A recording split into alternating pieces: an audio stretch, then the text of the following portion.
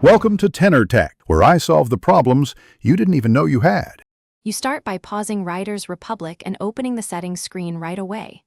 Navigate to the gear icon labeled Settings, then move directly to the Audio or Accessibility tab. The game sometimes places voice controls under either. Use your controller or keyboard to highlight options. This speeds the process.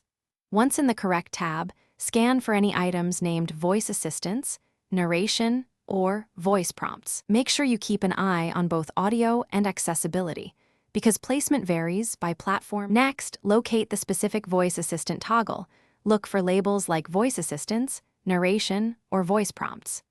Once found, change the switch from on to off and confirm the selection with A or Enter. If there's a separate slider for voice volume, reduce it to 0% as an extra step.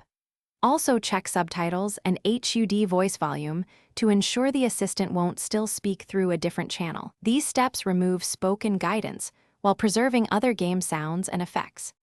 Finally, save your changes. Select Apply or Save before exiting the menu because some platforms discard unsaved adjustments.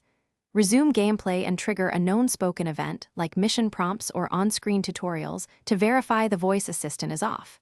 If you still hear it, restart the game. This often finalizes setting changes.